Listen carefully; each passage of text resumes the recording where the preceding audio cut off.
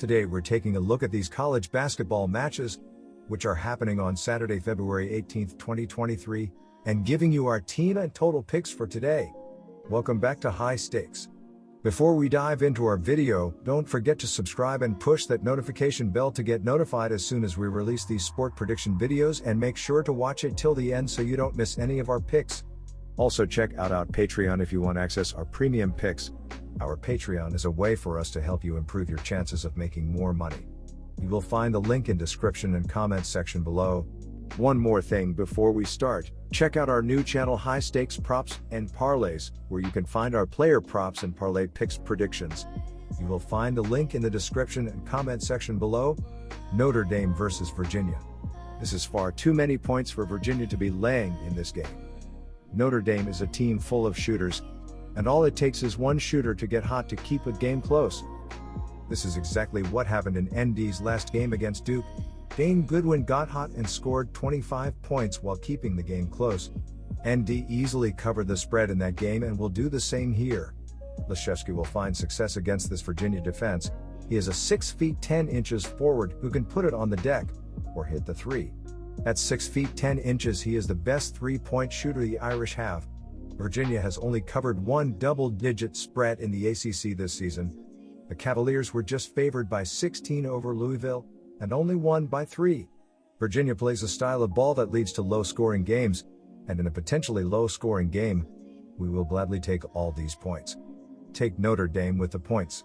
In the game prediction, it was mentioned that Virginia's style of play often leads to low-scoring games. Their advanced pace of play statistics backs this up. The Cavaliers are ranked 361st out of 363 teams in tempo. Their offense plays slow and looks for good shots, but even more importantly, their strong defense leads to long possessions. The Cavaliers are taught not to gamble. They do not give up quick looks on defense, and force their opponents to play deep into the shot clock. Notre Dame does not play fast either. Their tempo is ranked 315th in the nation. Neither team plays fast, and defense will lead the way on Saturday. Take the under 131.5 points. Illinois versus Indiana. Illinois has won 5 of the past 6 games overall and 4 of the last 5 on the road against the spread. The Hoosiers have won in 3 of the past 5 versus the spread and 5 straight at home versus the spread. Illinois was soundly beaten by Indiana earlier this year on their home court. Indiana has almost been unbeatable at home this season. Look for this trend to continue. Take Indiana minus 3.5 points. Indiana has gone under the point total in 3 straight games and 4 of their last 5 games. They have held their opponent to 64 or fewer points in 3 straight games. The Fight in Illini has gone under in 4 of their previous 6 games. Look for Illinois to try to slow the pace of the game down on the road to attempt to remain competitive. Air Force and Wyoming currently rank 355th and 303rd in pace of play respectively. Most signs point to a lower scoring affair. Look for this game to go under 144 points. Seton Hall versus Connecticut. The Pirates have lost 3 of their last 4 games against the spread, but have won 4 of 5 on the road ATS. Connecticut has won 3 of their last 4 against the spread, but are only 2-2 ATS at their home arena in the past 4 contests. Seton Hall did beat UConn earlier this year at home. Look for the Pirates to keep it close against the Huskies on the road this weekend. Take Seton Hall with plus 10 points.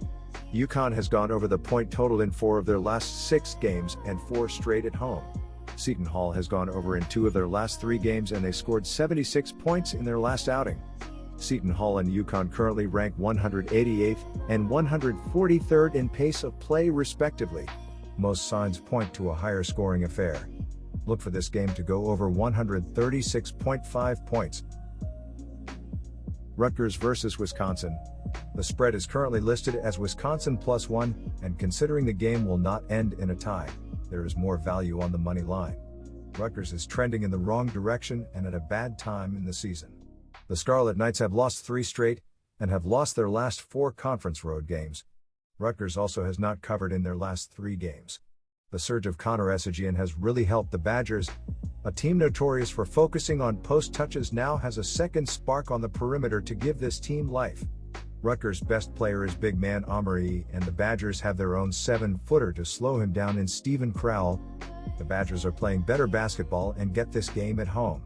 Take Wisconsin to win on their home floor. This is a remarkably low line, but when you see numbers like this, it is low for a reason. Vegas is laying out the 119, assuming everyone will bet the over and make a killing. We will not fall for it. The under is the play.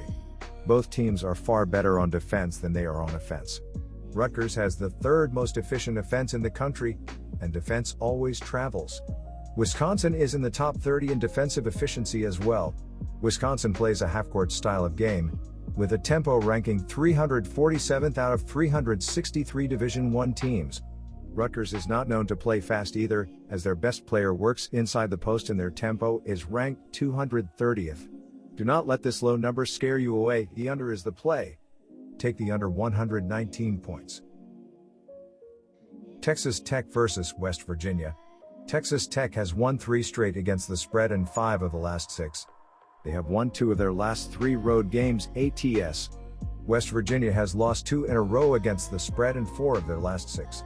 Texas Tech did lose to West Virginia earlier in the year, but they had won 2 in a row prior to that, and they did win the last game played on West Virginia's home court. Expect Texas Tech to play West Virginia very tough on Saturday. Take Texas Tech with plus 7 points.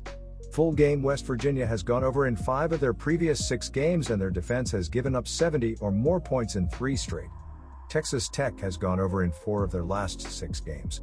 Texas Tech and West Virginia currently rank 109th and 123rd in pace of play respectively. Most signs point to a higher scoring affair with these two teams. Look for this game to go over 144.5 points. Boston College versus Florida State. Home court advantage has meant nothing to the Florida State Seminoles this season. They have lost their last 5 conference home games. They lost at home to Syracuse, Pitt, Clemson, Miami, and Virginia. Boston College also has the best player in the game in Quinton Post. Had he been available for the whole season, BC might be in far better shape. Post is a 7-footer who can score inside and out, and will be a problem for this FSU defense that is only ranked 251st in defensive efficiency. BC recently won on the road at Virginia Tech and at Notre Dame, and they should be able to keep this game close. Take Boston College plus 3.5 points. Florida State tries to play a fast-tempo game. Their strength is based upon athleticism and being able to get up and down the floor quickly. FSU has the 99th fastest tempo in the country out of 363 schools. They have also hit the over in 5 of their last 6 games. Boston College has also hit the over in 3 of their last 4 and has been scoring better since the addition of Post in the offense. Florida State only has the 251st most efficient defense in the nation, so BC should be able to take advantage of their few extra possessions this game. Take the over 140.5 points. St. Joseph's versus Davidson. Davidson has lost their last 4 home games. They are in no position to be spotting 6 points to the Hawks in this one. St. Joe's is a team full of athletic and quick guards on the perimeter and should be able to score easily on this Davidson defense. Boye will not be able to stay in front of Reynolds or Greer, and Menenga is not a shot blocker at the rim for Davidson either. St. Joseph's has been playing better basketball as of late, and has more momentum in this game. St. Joe's has covered 7 of their last 9 games. Trust the guard lineup to play fast and cause problems for this Davidson squad. Take the 6 points on the road with St. Joseph's. Davidson plays a slow brand of basketball. They are ranked 271st in tempo and feature a half-court game. The Wildcats look to get Loye or Menenga in scoring positions, which takes time off the shot clock as they rarely push the ball in transition. The trends all point toward the under in this one. Davidson has hit the under in 7 of their last 9 games. St. Joseph's uses a guard-heavy lineup and plays faster, but they have hit the under in 4 of their last 5. Davidson is going to do everything they can to slow down the Hawks guards, and this one will go under the total because of it. Take the under 142 points. Tennessee versus Kentucky. Both teams are dealing with injuries to key players, but I think the injuries put Tennessee at a bigger disadvantage. James has missed the last 3 games, and it would be crippling if the Volunteers' leading rebounder isn't in the lineup against the nation's top rebounder, Shibui. Wheeler is going to miss Saturday's game for Kentucky, but he also didn't play against Tennessee last month and the Wildcats were just fine. Cason Wallace had 6 assists and 2 steals in Wheeler's absence. In their last 2 games without Wheeler, The Wildcats only have a combined 15 turnovers. They have good enough guard play to make up for his absence, but the Vols will really miss James and Phillips if they can't go. Kentucky has covered the spread in 7 of its last 10 games, while Tennessee has covered just once in its last 5. Our team pick is Kentucky plus 3 points. Solely based on recent trends, this one is going to be tough to call. The over has hit in each of Kentucky's last 6 games, and the Wildcats have an over/under split of 17/9 on the season. On the other hand, the under has hit in 4 out of Tennessee's last 5 games. The Volunteers have a split of 11-15 on the season. I also took the adjusted tempo into consideration to make this pick. According to Ken Palm, Tennessee's adjusted tempo is the 256th fastest in the country. Kentucky plays even slower, coming in at number 278. And finally, I reflected back on the first meeting between these teams. Coach John Calipari said after the game to the Associated Press, both coaches made it a slugfest.